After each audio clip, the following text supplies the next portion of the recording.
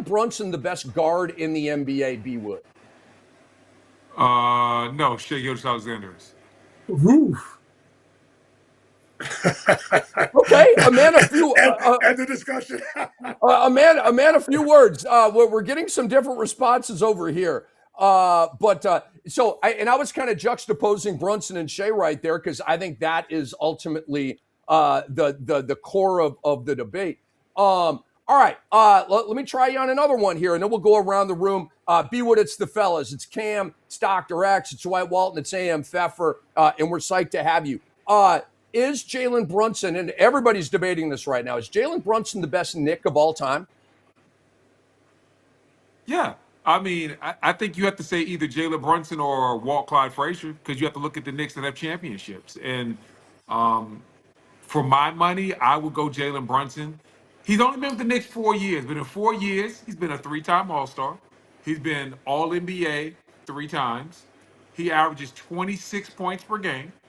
He now has a NBA championship, and he was the Finals MVP. And then he had the 45-point closeout game. Like the only people that so the only right answers right now, and this is somebody that grew up loving Patrick Kemp.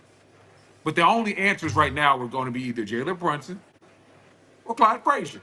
Those are your two.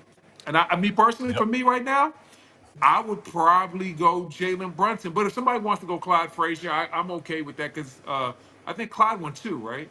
If I'm correct. Yes. Yep. Yes. Two. He won 2. Yes. So if somebody wants to go, but as a Nick, I mean, he has a higher scoring average than Clyde. It's only been for 4 years, but he averaged 26. That's Brunson's average 26. Great points, B. Wood. Dr. X, come on in here, man. The insufferable Dr. X. B. Wood.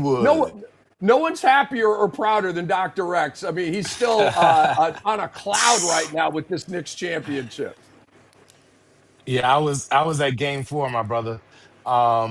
Just to add to what you're saying, I picked Clyde first, and then after my cousin and Am Pfeffer, and what you said as well. I have now said Brunson is the best player, but we can't forget about Willis Reed as well. Willis Reed also has 2 rings, and from what I was told, 22 points and 13 rebounds or something like that a game. But he had the injury and all that. But B Wood, I really do appreciate you, man. I love watching your Instagram with the tales you tell so well. And Oh man, have tallest tails, baby, tallest tails. yeah. So my question is like, who made that song? Was it AI or and even if it was AI, who used it properly? Because I love the song. I already know the whole thing. Man, also, if for those who don't know, I do Tallest Tales on my Instagram and social media. It's where the best NBA stories are told with animation. But I do got the outro song. These are the tallest tales, and it's just my boy Dalen Golf that helps me a little bit with my production. We sat down, we came up with it together, and we just thought that it kind of fit. And it was just like Hmm. every story kind of needs a little bit of a soundtrack. You know what I'm saying? Just a little Hmm. something, just to give it a little bit more oomph. And we just felt that did it for us, and that's where we're at with it. No, we love it. We love it. Now, is there any association? I see you sometimes collab with Riot Comedy. Are you guys who works with Riot Comedy a part of your production? We just talked to Riot Comedy. We just felt it was sometimes we partner with them on certain projects as far as just getting our brand out and let people know what we're doing. Because I literally Hmm. wasn't even taking social media serious until the end of last year, and then I Yeah. just started doing Tallest Tales, and I was like, listen, as many people as I can that can help get this product out there because I think we have a really good product. We just got to get it seen Oh, by it's more excellent. people, and then we're gonna try to really branch off and do some more. But that's just what it is. Tallest tales. If you don't know, that's where the NBA's best stories are told, Hmm. and we got and Yep. we got the we got the animation to go with it that just gives it a little bit more spice, just a little something different than Eh, everybody else. No, I agree. I have an idea for you. One of our hosts is Dennis Scott. Dennis Scott shared with us a really dope story about Tupac coming to his house. It'd be great if you told the story or collab with him telling the story and put it out on your platform. But it's Oh, an incredible story and it's already written about as well. no, definitely. That's actually definitely the next step is start, basically going into more of a long format situation. But then from there, interviewing people, and then maybe taking one story or two out of that 45-minute interview and making that an Mhm. animated tale of like 30, 60 seconds. So I definitely got, 3D, that's my guy. We worked together for like a Yeah, decade. So I definitely want to tell that story if he's willing to share it with me. yeah, hit them up. Thank you, B Wood. But hold on, I got Um, a question for you. I got a question for you guys though. Sure. Hey man, and as much as I love Jalen Brunson, hey, which one of y'all said he was better than SGA, and for what? All of us. Oh, we're we all all saying he's did. better than I SGA. did, What? Oh, and y'all I'm can't be Canadian. serious. B Wood, I'm Canadian, and I said it. Yeah. Man, you must like Kendrick Lamar too, then. You turncoat. No, no. You was You probably know what? dancing and not like us for like 2 summers, wasn't you? We'll No. discuss that off air. No comment. I hate that song. Oh wow. Oh Okay, all man. right. I Oh, I'll say this because I did have that conversation with somebody, and I said SGA, and they said why. I said, well, SGA is better at. I said SGA plays both ends, and they're very similarly on the That's offensive end. that's fair. There. And then somebody's like, well, but the Mm. Spurs just beat OKC. The They fun. lost to the Yeah. Knicks. I Hmm. said, I said, I said, well, J Dub and AJ Mitchell didn't play. Yep. I was like, that's their two best secondary playmakers. So SGA had to do everything. They were elevating Jared McCain, hoping that he could come out there and take. That's just not it. Mhm. I said, imagine if Jalen Brunson had to play, and let's just say Mikal Bridges and OG Anunoby didn't play. Do we think that the result would be different? I was like, of course we would. Well, to your Like you, well, you know what I'm saying. So I still love Jalen. I said, like I said, because I think it's Jalen Brunson's time. So I don't want to step on his time. I think it is his no, time. no, I, I definitely. think I think right now he's the best American-born basketball player in the NBA. He's the best Yeah. American-born basketball player in the NBA. wow. But if you guys asked me who the best guard was, and I kind of gave you just a quick answer, but right now I still think it's SGA.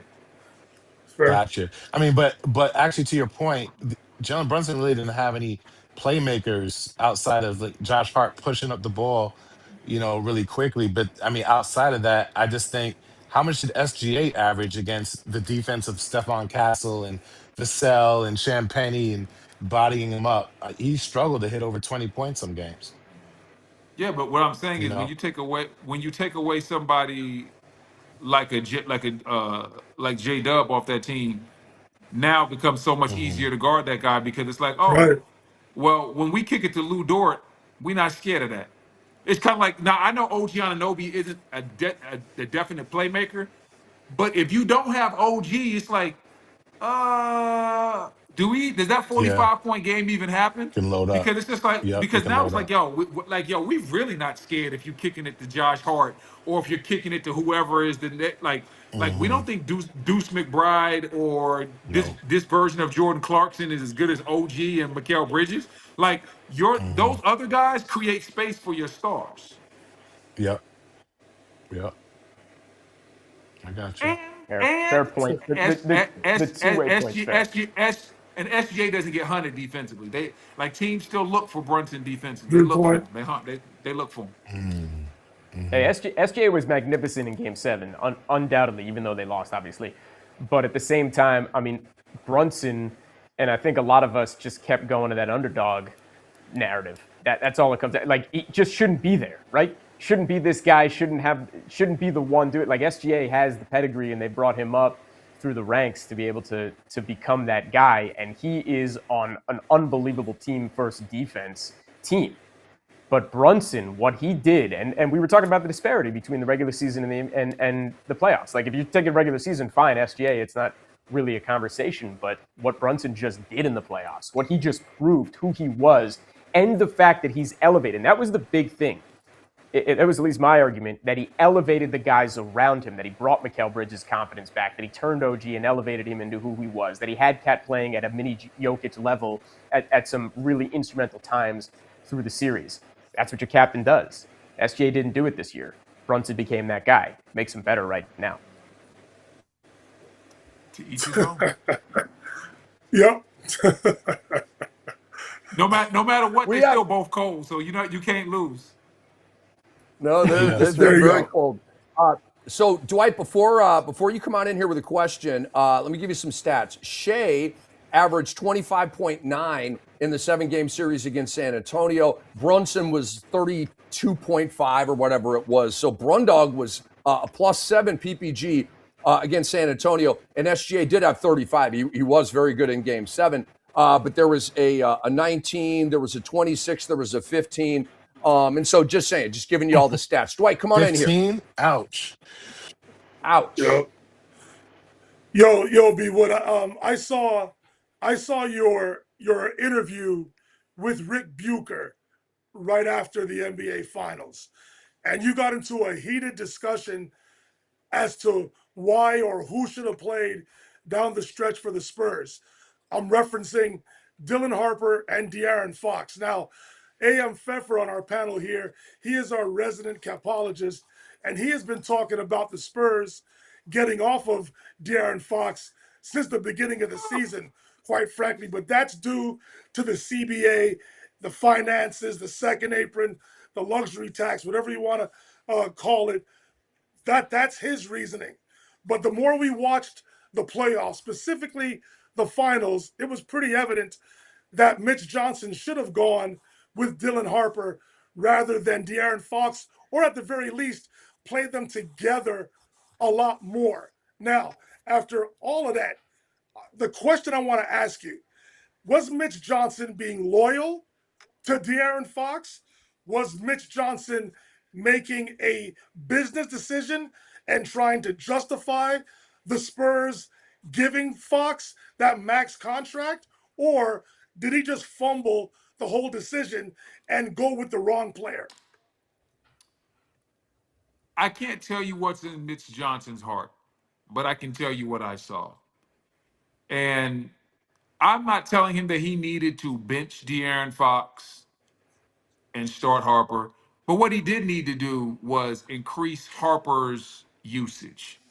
There were too many times where I saw Harper not be the playmaker, even though whenever he got the ball, he looked like clearly the best playmaker on the team. We Mhm. everybody knows that the future of this team is Harper and Wemby. Like that's a decision that they're gonna have to figure out how they're gonna have that right now.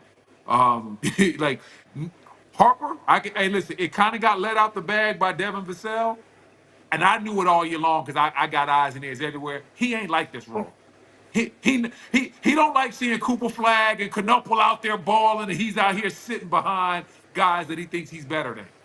So when I look at the situation, I thought that Mitch Johnson should have found a way to turn Fox's usage down and Harper's usage up. You can still keep Fox on the court, but they needed to start playing through Harper, especially in Game 5. And these were the two. This is where I don't want to sound harsh, but I have to tell the truth. This is where Mitch Johnson is in almost a situation where if he's not careful, he can be turned into the next David Blatt. And that's a coach that does very well, that loses his job because he makes certain decisions that people up top say that's not championship level. You can't come out of a timeout in the fourth quarter where the Knicks are on a run and draw up a play for Stephon Castle, who's 0 for 7. The hell is going on? You then can't follow that up by calling a couple of plays for out of the timeout for De'Aaron Fox, who's like 3 for Mm. 13 at that, 3 for 14 at that time. The hell is going on? Meanwhile, Dylan Harper is getting down the lane with ease. You have to put the ball in Harper's. Like being a championship level coach is being able to see little things that help push your team over the hump. Hey, I'm gonna give the ball to Harper. Maybe he misses, maybe he doesn't, but he's my best option. I'm gonna go with that. On the flip side, De'Aaron Fox is not De'Aaron Fox. You're getting killed by Brunson. No double teams, no traps, no find a way to get it out of his hands. Just let him play one on one. Come on now. Like too many situational things that kind of get overlooked cost the Spurs, not just in game 5, but just throughout the series. There were situational plays where Mitch Johnson just simply didn't have it. I'll give you another example of something small that I saw. It's Josh Hart is shooting his second free throw. and because I'm a big man, I saw this in real time. I'm thinking in my mind, I'm like, yo, they need to switch Cornette and Wemby because Wemby was being forced to go box out Mitch Robinson. I said, you Yep. want to switch Cornette, you want to put the bigger body on Mitchell Robinson, and then you want to have somebody else over there, like maybe like a Keldon Johnson, somebody big, stronger, physical, to squeeze Mitchell Robinson in that situation. What happens? No movement, no discussion. Mitchell Robinson, big boys Wemby underneath the basket, gets the offensive rebound, kicks it out to OG, who hits another free throw. When you start looking at the stat sheets, it don't seem like one big thing, but it's a lot of things that add up. I just named three things off the top of my head, and I didn't even know you were going to ask that question. It was just fresh in my mind from watching that game, Incredible. and that's one. And So that's Incredible. one game. That's one game. One quarter. Like dog. Like Mitch. Hmm. Like. Listen, Mitch Johnson has to become a lot better as a coach, or he can find himself in a David Blatt situation. And David Blatt, for those that don't know, coached the Cavs in 2015 to the NBA Finals. The following year in 2016, he got fired while in first place coaching those same Cavs because they just knew he wasn't going to do enough in the critical moments to help that team win. and in that interview you did with Rick Bucher, even Bucher suggests he didn't say it was going to happen, but he did suggest it. That very thing in regards to Miss Johnson. And one other thing I want to ask and point out to you here. Listen, if you look at this is where the analytics and the statistics can get very muddy or very confusing. Now, offensively, it was clear that the combination of Dylan Harper and Victor Wembanyama were very successful offensively, but also the statistics or the analytics show that the team was being run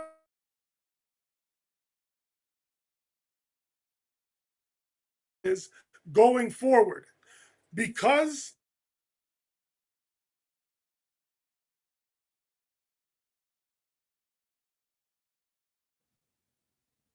their rookie deals. Is it urgent for the Spurs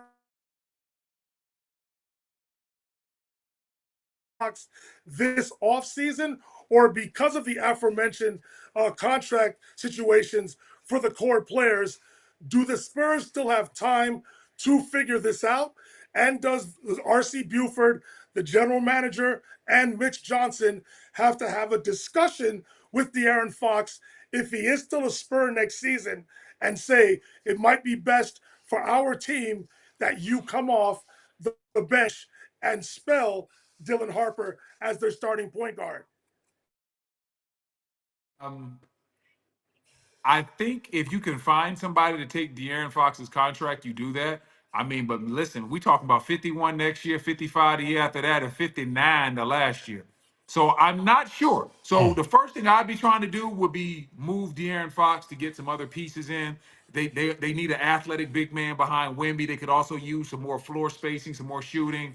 I don't know, but I don't know if anybody's going to take that contract. So to answer the question, I would try to move De'Aaron Fox. But if no one's going to take the contract, then I sit down and I tell De'Aaron Fox, listen, you're still a major part of what we do. But hey, listen, this kid right here, he's the future. We took him number 2 for a reason, and it's time. It's time. It's time. So you're still going to play. You're still going to have a role. You're still going to have a voice. You're still going to get your minutes, but you're not going to be starting. And you're probably, and I can't always guarantee if you're going to be closing. You're going to play.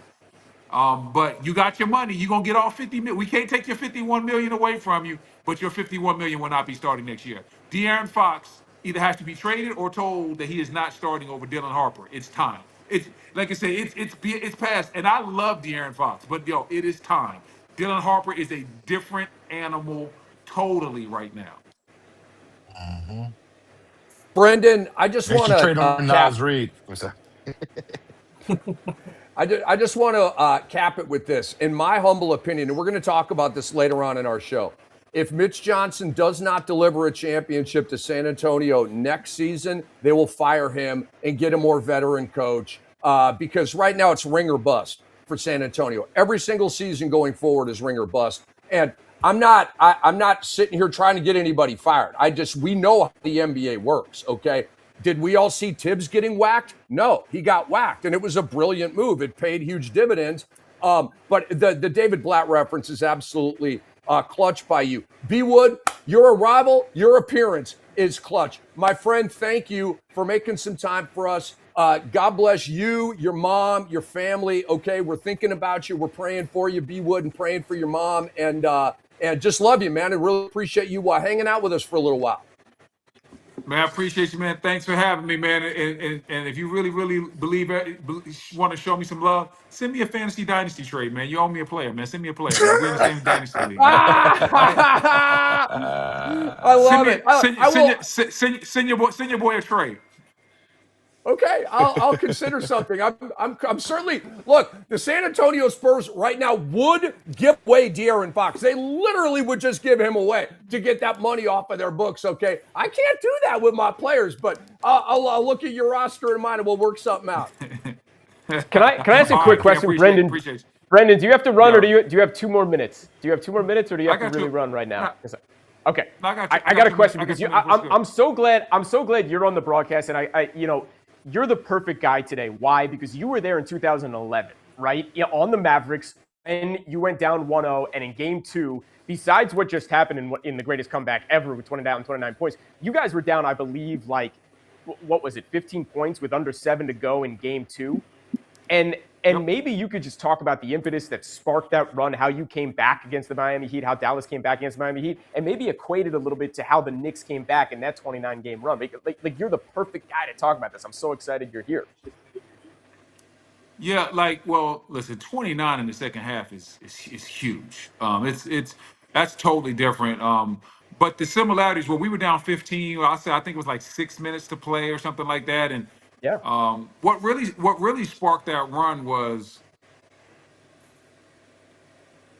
D Wade hit a shot in front of our bench, and him and LeBron had they went and shot like a mini rap video. They were all up in each other's face. The cameras right there. They was oohing and on. They had a good.